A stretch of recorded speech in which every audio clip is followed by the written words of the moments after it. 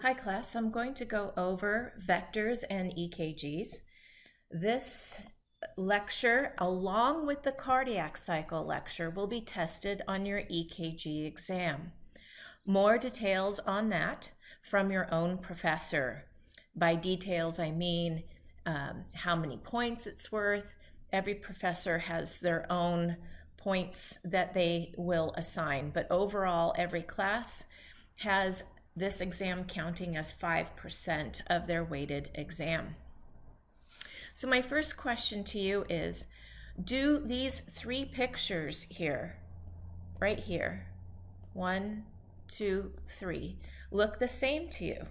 And the answer is no, they don't look the same. And I am going to teach you today why they don't look the same and how you can think of these three leads. That's what these numbers, these Roman numeral numbers, are referring to, leads. Why these three leads give you very different output of a person's cardiac electrical cycles. So it seems like our lecture outline is not very long, but I assure you this PowerPoint is very long. It's almost 100 slides. And there are a lot of big concepts, especially what are vectors. Short answer, a vector is an arrow. So it's scary language meant to bully and intimidate you when you learn about these, I think, in physics or in math classes. But a vector is truly just an arrow. And we're going to learn how an EKG is actually a comparison between two vectors, a vector that is stationary versus a moving vector. So let's just start out first. What's the difference between an electrocardiogram and an electrocardiograph? Well, one is the picture that you saw on the very first slide, and one is the actual machine. Now, a lot of times students think that because this paper that the electrocardiogram comes out on is graph paper, they think the picture is the electrocardiograph because it's on graph paper. That is not true. The graph is the machine, the picture is the gram. So that's important to know. The graph is the machine.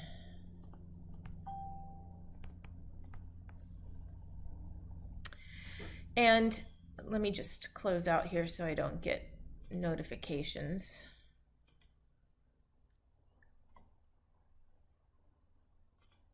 Okay. So what are the advantages of an electrocardiogram? It's non-invasive. We can gather a lot of data from it, like heart rate, the electrical conduction of a person's specialized cells like the sinoatrial node, the AV node, the left and right bundle branch, for example. We also can tell if a person has an electrolyte or a hormonal imbalance. We also can determine if the person's heart might have hypertrophy, that means enlarged, or if they've had a myocardial infarction. An infarct means that there has been cell death. So how do we perform an how do we set this whole apparatus up?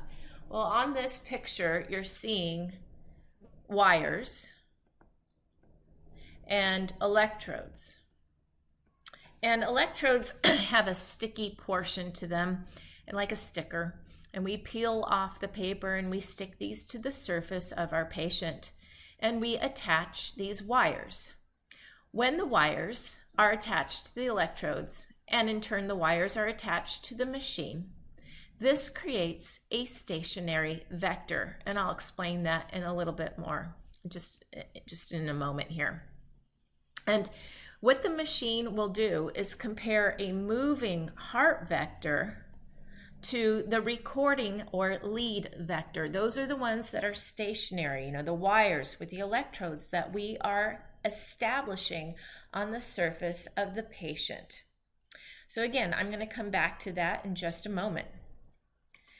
Now, most of you have seen TV shows, pictures of what appears to be a traditional EKG. Now this first hill here, it's technically called a wave, is called the P wave. And then the dip here is the Q, and then the upstroke is R, and the downstroke is S. So this is called the QRS complex.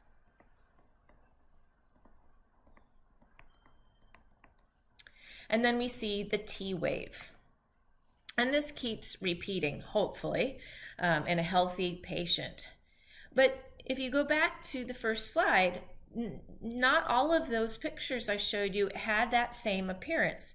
Certainly lead 2 here has that appearance. We see the P, we see the Q, the R, the S, and the T. But what about the other leads? Why don't they look exactly the same? We'll get to that. First, let me tell you what a P wave represents. It represents the electrical event called the depolarization of the atria. Remember, mechanical events like contraction or relaxation must be preceded by electrical events. You learned this back in Unit 2.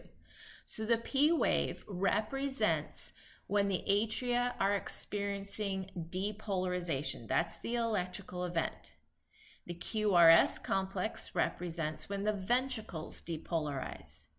And the T wave represents when the ventricles repolarize.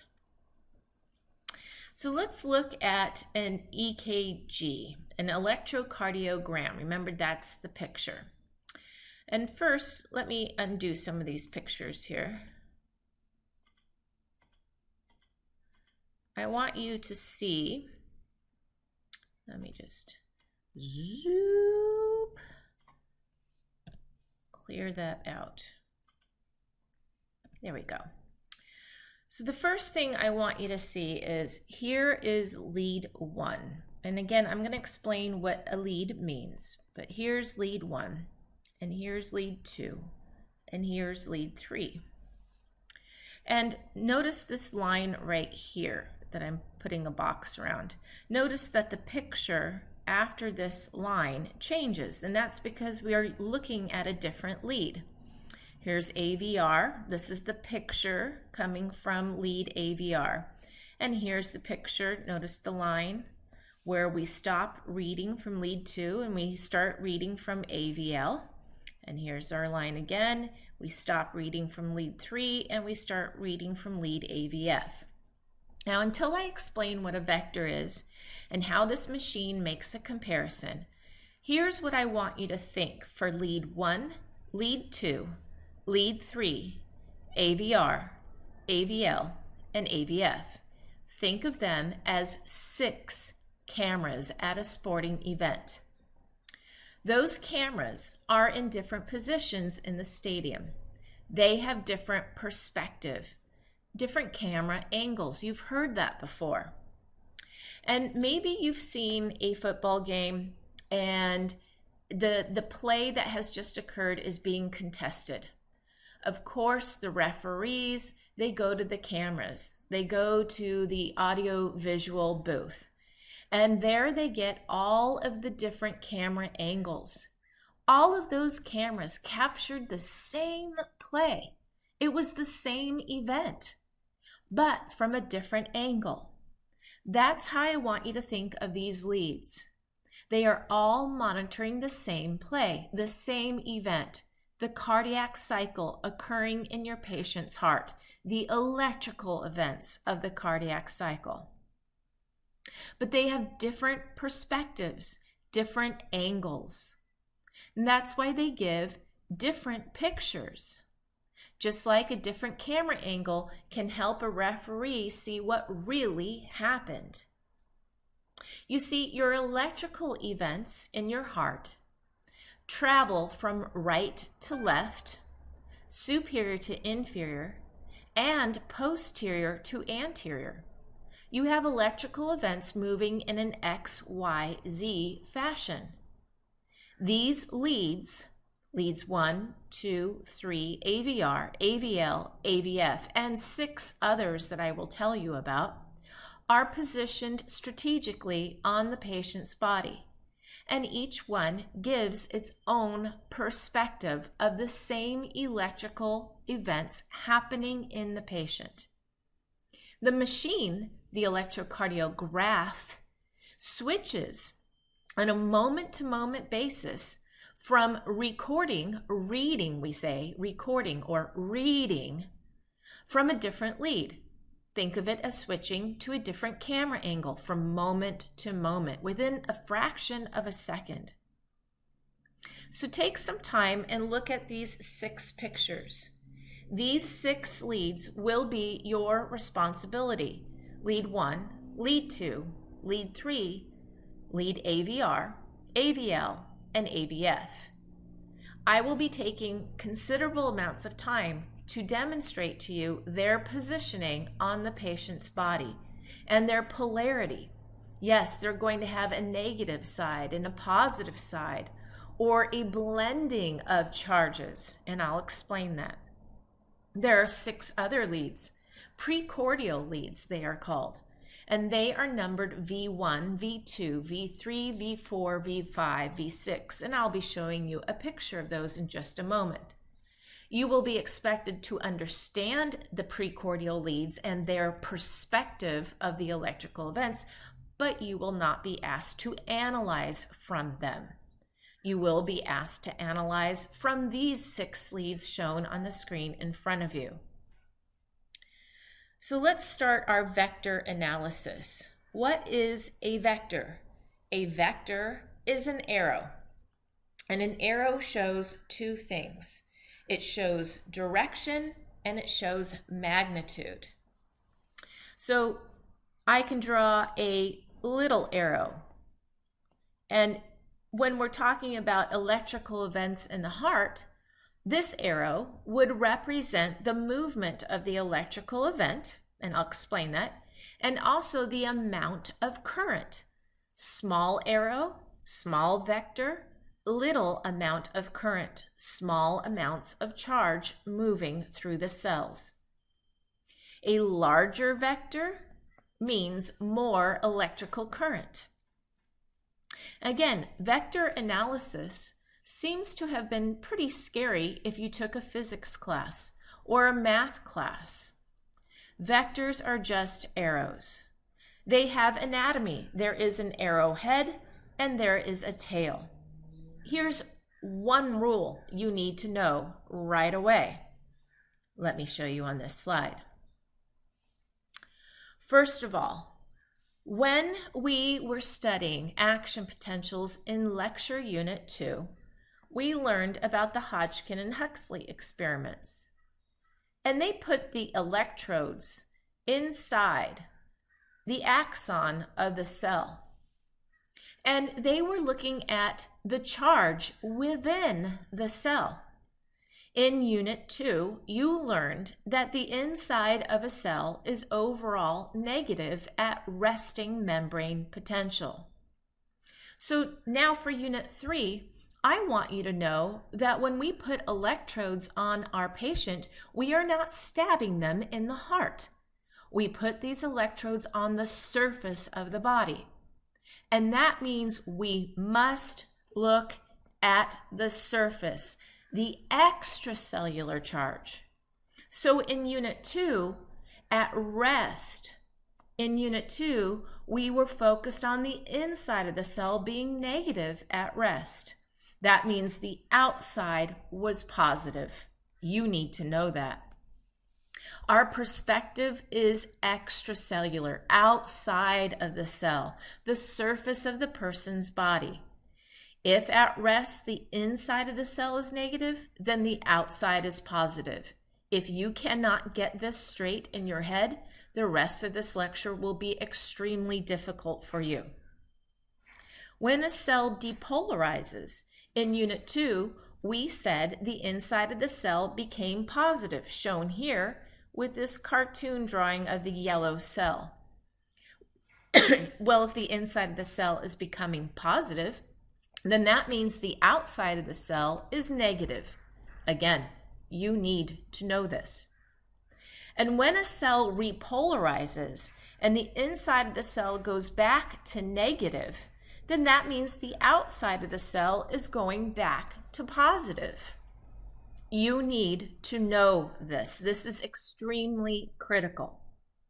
So from now on, Unit 3, when we're studying EKGs, you need to be thinking about the charge on the outside of the cell.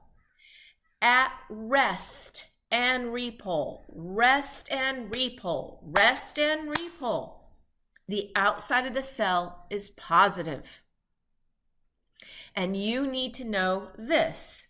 Our vectors, our arrows, the arrowhead is always pointing to an area of positive surface charge. Always positive surface charge. That means the tail of our arrows, our vectors, will be pointing to an area of negative surface charge. Where will we see negative surface charge? When cells are depolarizing. When will we see positive surface charge? When cells are at rest or are repolarizing. This slide is extremely critical. Do not move ahead in this video until you understand that our electrodes are now on the surface of the body, so we must think outside the cell. When the inside of the cell is negative, the outside is positive. When the inside of the cell is positive, the outside is negative. And vectors will always, always point to positive surface charge. So at rest and repole, resting, membrane potential, and when a cell is repolarizing, our arrowhead will be pointing outside of the cell, to a side of the heart even where cells are at rest or repolarizing. When cells are depolarizing, then the outside of the cell is negative and the inside is positive. So let's go through a cardiac cycle. Let's say the heart is at rest. I am assuming you have already reviewed heart anatomy. Anatomy was a prereq. Please understand, this is the patient's right and this is the patient's left. Here we see the right atrium and the right ventricle. Here's the left atrium and left ventricle. I'm going to erase those. I assume you remember that the SA node is actually in the roof, the ceiling of the right atrium. The AV node is in the floor of the right atrium. Then we have a bundle of His going through the AV septum. Septum means wall. So if I were to draw the AV septum, it'd be like this. Of course, you're familiar with the IV septum, interventricular septum. That's all of this part that I will highlight in pink. Septum means wall. And then that bundle of His will bifurcate into a right and a left bundle branch, and then they curve around the apex of the heart, that's this pointed part, around the lateral ventricular walls as Purkinje fibers. Knowing your excitable cells was described to you, and you should know them by now if you watched your specialized and contractile cell video. So let me erase all this.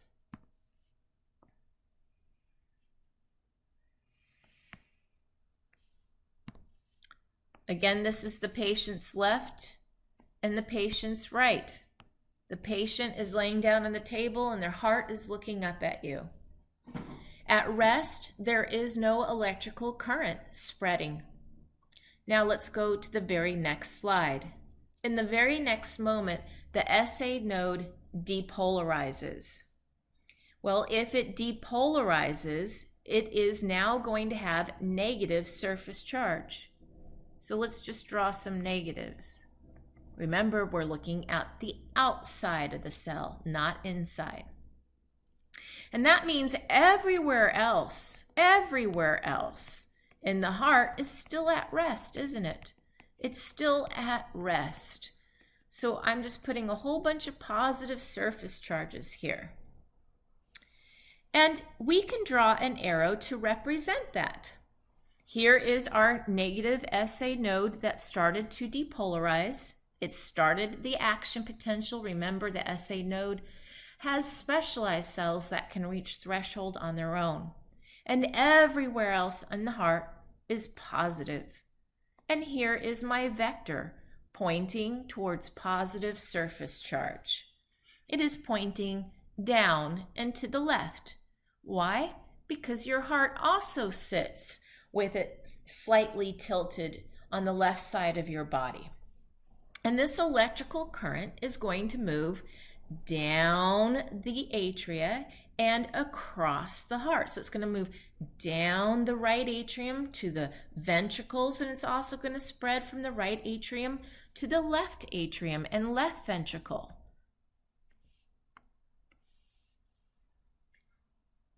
And our arrow gets bigger as this current spreads. Okay, again, now we have more and more of the cells depolarized with negative surface charge. Other cells over here are still positive. And our vector continues to spread. So we have now had the electrical event spread from the right atrium to the left. The right atrium to the left.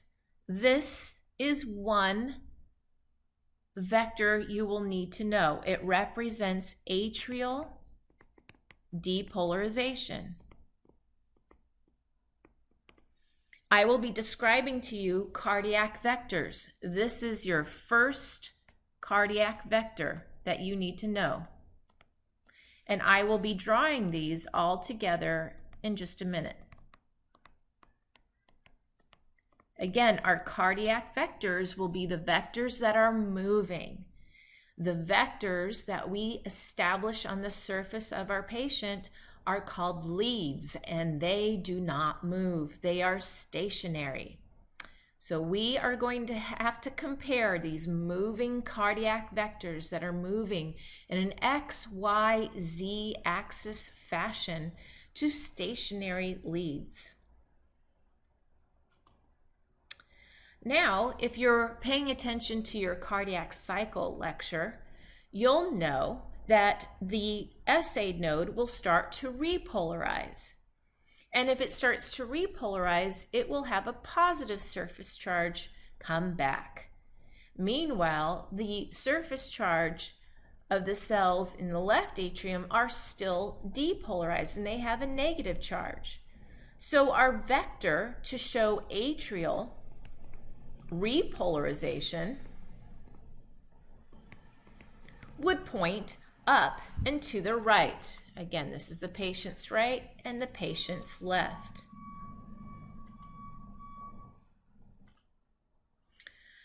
Now, this repolarization vector for the atria is not one of the cardiac vectors that I want you to memorize and understand. And the reason is, in a healthy individual, atrial repolarization happens with very little current. So the arrow, the vector, would not be as large as I've drawn it here. And the current moves, this little amount of current, over quite a few milliseconds worth of time, which doesn't sound like it's a lot of time, but it is when we're talking about repolarization.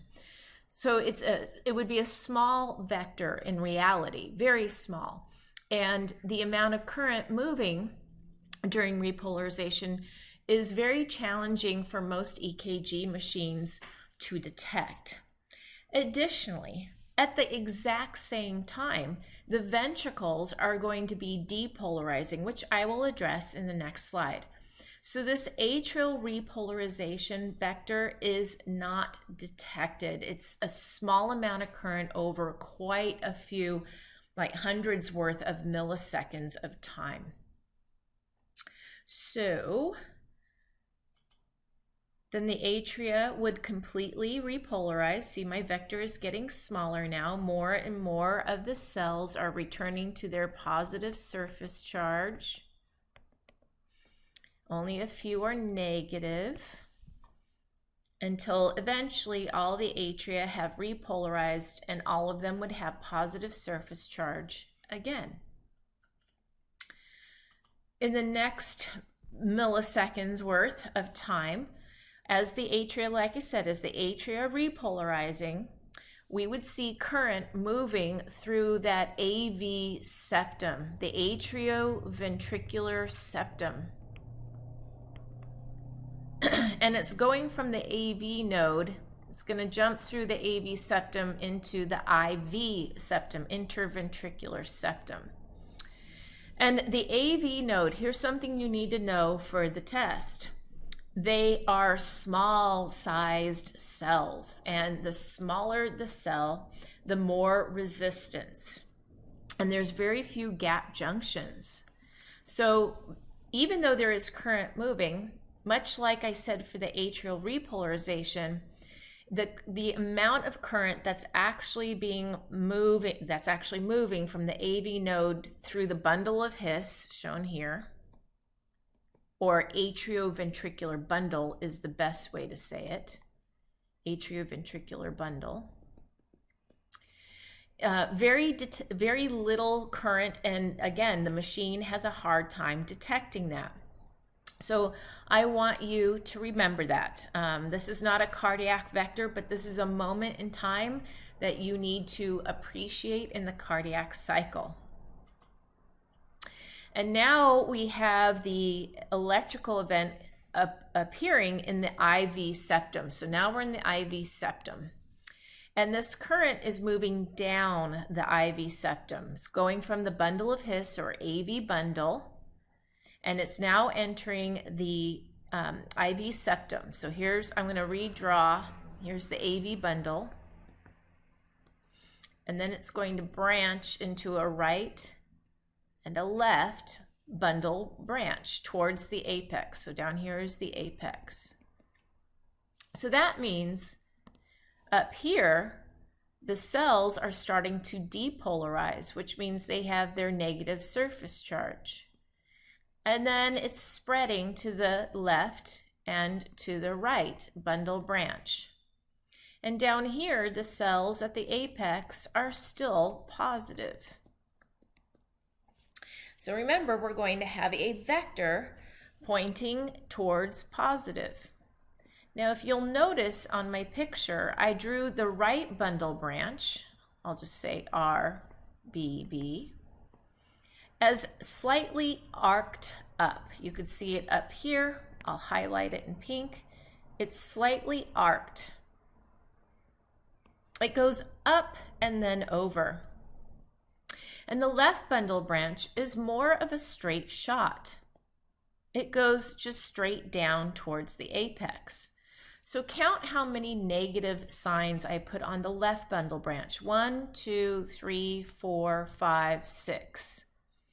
In the same amount of time, for the right bundle branch, 1, 2, 3, 4, 5, oops. I want to make sure I have the right color there. 5, 6. You'll notice that the right bundle branch is somewhat behind the left, meaning as far as its depolarization. And again, over here, it would still be positive. And here it would still be positive. So we can draw two different vectors to show the IV septum depolarization. There is one that is very small, pointing from negative to, again, the tail is the negative and positive is where the arrowhead is. So we can point up and to the right to show that the left bundle branch, the left side of the IV septum, depolarizes faster or ahead of the right bundle branch. Why? The right bundle branch has that detour. It's taking the long route, if you want to think of it that way. But we also have another vector that we can draw that shows overall the current is moving towards the apex. Again, the tail is at the negative side where those bundle branches are separating or bifurcating.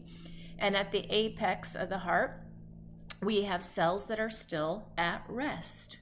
So those are two cardiac vectors you need to know. This small one that points up and to the right, and a larger one that points down to the left towards the apex.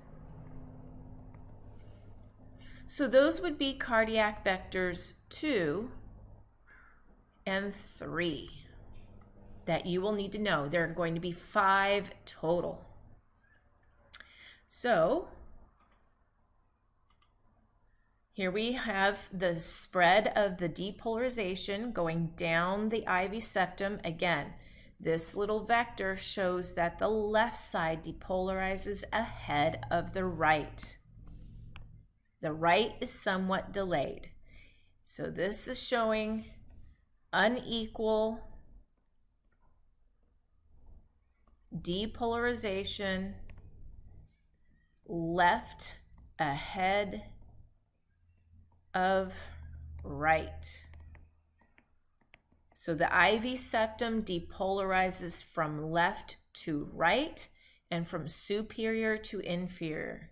This big vector shows that depolarization spreading towards the apex.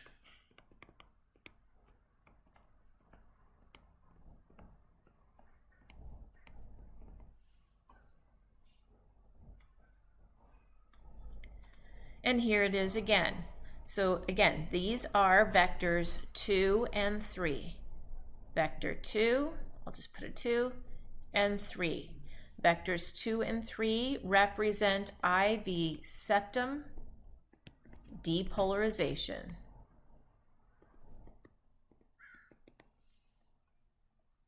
Now we have the action potential, the electrical event hitting the apex. And it's going to spread to the left and right lateral ventricular walls. Please understand, it's going to spread from the apex back up to the base. So remember, apex is the pointy part. Up here is the base, the widest part. And that means the cells up here, way up here on the lateral ventricular wall,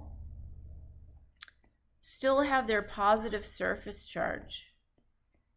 They're still at rest. And the ones down here now are having the action potential, so they have negative surface charge. Now, which side of the ventricular mass, which side of the ventricles has the thicker ventricular mass? You should remember the left ventricular wall is thicker than the right. You can see that here. It's thicker than the right. And that means more cells.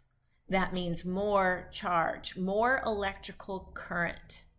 So although true, the charge is moving along the right and left ventricular wall, the left ventricular wall is so much thicker than the right that the machine detects this one vector.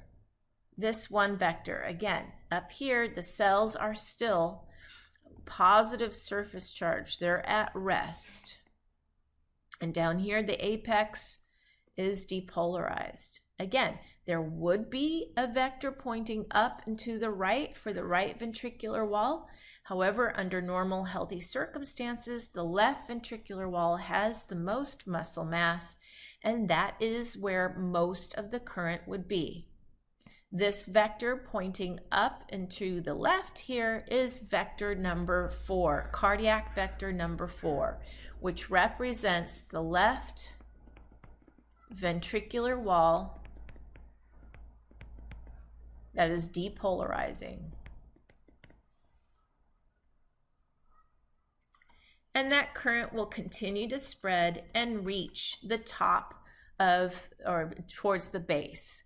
So again, pretty soon, all of those cells would depolarize, and now the ventricles would be all depolarized. Everywhere we would have negative surface charge. Negative, negative, negative, negative, negative. And we would not have a vector, because everything is negative. There's going to be a brief moment in time where everything is depolarized and has not started to repolarize yet. So there's no changing in the current. Everything's negative, therefore no vector. But now let's repolarize. Now, with the atria, if you remember with the atria, the right side depolarized first before the left, right? Correct? It spread down and to the left. And when it repolarized, it went up to the right. It was completely opposite. That makes sense. The first cells to depolarize would be the first to repolarize. Of course that makes sense, Kara. But with the ventricles, it is not the case. The ventricles do not depolarize and repolarize the same way as the atria. So up here, these cells at the top of the IV septum, they are negative. They are still depolarized. They will not repolarize first. Oh no, action potentials in the ventricles, each cell, each place in the ventricle has its own length of time for an action potential. And this is shown actually on the last page of your homework packet.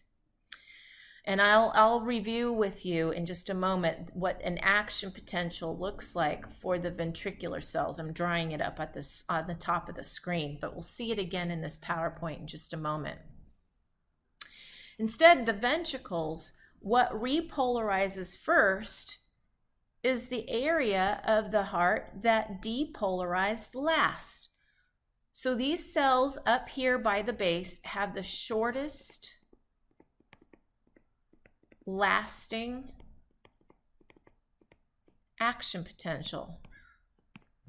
They just a moment ago had depolarized and now they're immediately repolarizing. But the cells here at the top of the IV septum have the longest lasting action potential. Again, you can see this on the back page of your homework packet.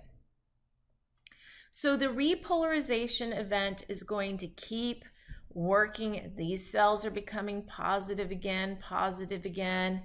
Over here is still negative. Up here is still negative. These cells are starting to be positive again. And we're going to see that that vector eventually works its way back towards the IV septum. Again, negative is still up here, longest lasting action potential.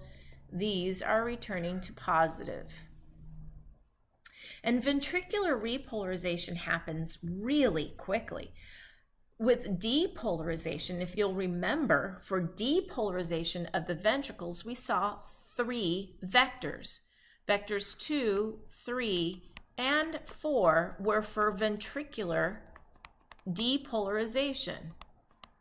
That would be the IV septum and the ventricular walls, the lateral ventricular walls. But repolarization happens really quickly, so quickly that we detect one cardiac vector, this one, pointing down and to the left.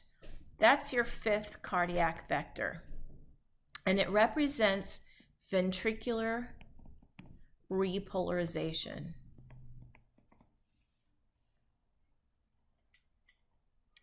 And then eventually, these cells at the top of the IV septum, they return back to their original positive charge, their at rest. So now everywhere in the heart, we're back to where we started. Everything is positive, everything's at rest. There is no current, there is no vector at this point. This is called diastasis. And that's a term that I use also in the cardiac cycle PowerPoint as well.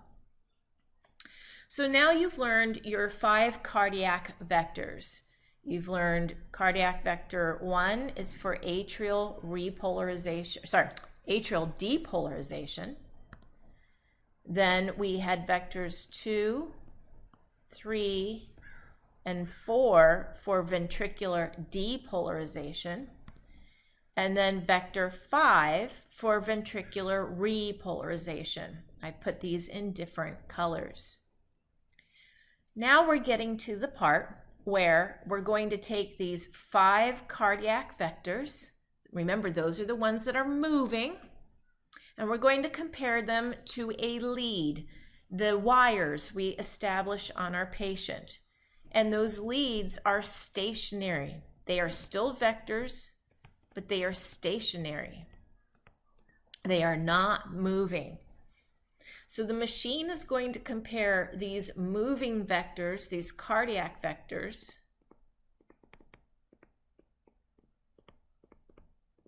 that are moving, changing direction from moment to moment, to stationary leads. All right, here are some more rules. First of all, you already learned that arrows point to positive surface charge. You also have learned that at rest and repolarization, the surface charge is positive on the cardiac cells. During depolarization, the surface charge is negative. You need to remember that in EKG, the drawing, the electrocardiogram, is a comparison between the cardiac vector, the heart vector, that is moving, constantly changing direction, to the recording lead, the one that's stationary, the one we establish on our patient's body, like shown here on this picture. Here's your rules that you need to know. If the heart vector and the lead vector are parallel, then the pen moves up. What does parallel look like? This could be parallel. This could be parallel. If it is parallel, the pen goes up. If they are anti-parallel, the pen goes down. What does anti-parallel look like? Like this. That's anti-parallel. This is also anti-parallel. The heart vector and recording lead vector are pointing in opposite directions. If the vectors are perpendicular, what does that look like? Like this. Then the pen will go back to baseline. If there is no current, the pen goes back to baseline. So those are your rules. Your rules are: where do arrows point? What electrical event is going on in the heart if the arrowhead is pointing towards that area of the heart? What does the tail side of a vector mean? If the heart vector and recording lead vector are parallel, the pen goes up. If they are anti-parallel, the pen goes down. If they're perpendicular, or if there is no current, the pen goes back to baseline, its starting point on the graph paper. A typical paper speed is about 25 millimeters per second. So knowing your paper speed is always important, and EKGs, when they print out that picture at the bottom of the page, the paper speed is always printed. You cannot assume the paper speed. You need to know that. All right, so let's learn 3 of our 6 leads. These are called your bipolar limb leads. Please remember, this is the right and this is the left. This would be the person's head up here, right? So here's their head region. And the apex would be pointing towards the person's foot. Lead 1. Lead 1, when the machine reads from lead 1, the electrode on the person's right arm is negative, and the electrode on the person's left arm is positive. So lead 1 points straight across the patient's chest. Let's look at our individual person here. Lead 1, it's negative on the right wrist, positive on the left. Lead 1 points straight across the person's body. For lead 2, it's negative on the right wrist and positive on the leg. What would that look like on our person here? Negative on the right wrist, positive on the leg. So it would be pointing down and to the left. Lead 3 is negative on the person's left wrist and positive on their leg. So what would that look like? It's going to be negative on the left wrist and positive on the leg. And here we have leads 1, 2, and 3. And it represents a triangle that would envelop the heart. And the heart itself is also triangular in shape. It has its base up here, the widest part, and it has its apex down here. So it looks like a triangle. These 3 leads, 1, 2, 3, creating a simulated triangle around the person's heart, is called Einthoven's triangle. Let's now use lead 2 as our recording lead. Remember, it's stationary, it's negative on the person's right wrist, and positive on the leg. It's stationary and does not move. Here's our first our first vector, our first cardiac vector. So I'm going to put first. Remember, it represents atrial depolarization. It points down and to the left. Now, is this cardiac vector here parallel, anti-parallel, or perpendicular to lead 2? Well, it doesn't look like it's any of those, does it? You remember your math. Parallel means 2 lines that will not intersect.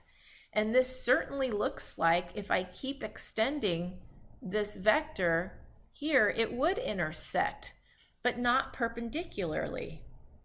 So, Kara, gosh darn it, I knew it wouldn't be this easy. There had to be a catch. All right, well, let me show you that this cardiac vector is actually parallel. Let me prove it to you. So here in red now is my lead 2. Here's lead 2, right here. This is all lead 2. What you should do is draw a perpendicular bisector. Draw a line that would bisect lead 2 into a positive half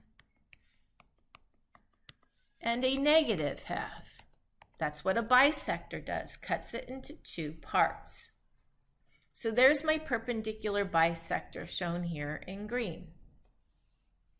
Now, draw a connecting vector from your perpendicular bisector towards the head, the arrowhead of your cardiac vector.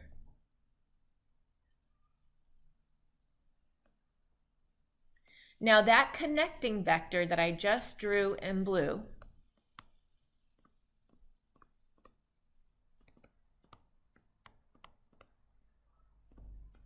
is the one you pay attention to. Notice it is parallel to lead 2, perfectly parallel. And because the connecting vector is parallel to lead to, we in turn say this cardiac vector shown here in yellow is also parallel. And the pen goes up. You can see that here in my little graph drawing, the pen is starting to go up. Now we have the cells of the atria. They're finishing their depolarization. And when they're finished depolarizing, there is no more current. So what's the rule if there is no more current? What should the pen do? Go back to baseline, and you can see it's going back to the starting point. So this is the origin or baseline, that line there. So it goes back to baseline.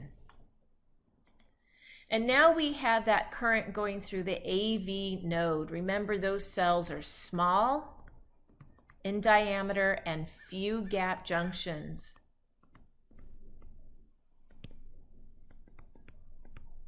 And what should the pen do if the machine does not detect current? It stays on baseline. So notice the horizontal line here along the baseline. In the next moment, we start to see our IV septum starting to depolarize. Remember, this is cardiac vector number 2, pointing up and to the right, and it's a small vector. So here it is, again, drawn next to lead 2, and we can again ask, is this parallel, anti-parallel, or perpendicular? Notice I've drawn my bisector. Then I've drawn my connecting vector from the bisector towards the head of the cardiac vector, and it's my connecting vector that I compare to lead 2. And I can see they are anti-parallel, and that means the pen should go down, and here it's going down. Our next cardiac vector number 3, shows that overall the current is going towards the apex of the heart. Now, I don't even need to draw a bisector or a connecting vector. I'm sure you can appreciate these two vectors, the recording lead and the cardiac vector, are pretty parallel just by eyeballing it. So if they're parallel, what should the pen do? It should go up. All right, and now we have, so here's cardiac vector 2, we've already drawn that. 3, we've drawn that. Now we have cardiac vector 4 pointing up and to the left, showing that the left ventricular wall is going to be the last to depolarize. It takes longer to get to the base up here at the left ventricular wall. Why? There's so much muscle mass, so many cells for the current to move through. So here is my perpendicular bisector. Here's my cardiac vector shown in yellow, and then I'm going to draw my connecting vector. And you can see the connecting vector is anti-parallel to lead 2, and the pen comes down. Now for a moment, all the cells in the ventricles are depolarized. Nothing is changing right now, so there's no current. What should the pen do? It goes back to baseline. Goes back to baseline. And in the next moment, we're going to see that we're still waiting for repolarization to happen. Because the ventricles have depolarized right about this time, what mechanical event would they be doing? They'd be contracting, and we'd be starting to get ejection of blood from the ventricles. Again, this is covered in your cardiac cycle. So our pen, because there is still no current flowing during this mechanical event time, is still at baseline. Next, we start to see repolarization. And remember, this is cardiac vector number 5, showing that the cells up at the top of the IV septum are still negative, and the cells at the at the apex are starting to return to positive. Again, we can eyeball this cardiac vector with lead 2. Those look parallel to me. What should the pen do? It starts to go up. And as repolarization finishes and the current starts to become smaller and smaller, the pen is going to return back down to baseline. And look what we've drawn now. Look what we've drawn. We have drawn our P, Q, R, S, T. That familiar pattern that we associate with an EKG. But please understand, we got this pattern because we used lead 2 to compare to. We compared those 5 cardiac vectors to lead 2, which is stationary, not moving. Can you tell me what this picture would look like if a nurse didn't pay attention and strapped on lead 2 facing the other direction, which happens? What would this picture now look like? Did you say it would be flipped? And it would be flipped. It would be a mirror image. Again, the machine doesn't know that you've hooked up the leads in the reverse fashion. The machine just knows to obey the rules. So now our ventricular repolarization is complete. There is no current. The pen goes back to baseline. So just for fun, have you ever watched shows and they have an EKG and they say the patient is flatlining, just like this? That's because there's no electrical current in the patient's heart. The machine isn't detecting current, so the pen goes back to baseline. But they call it flatlining. That means no current is happening in that patient.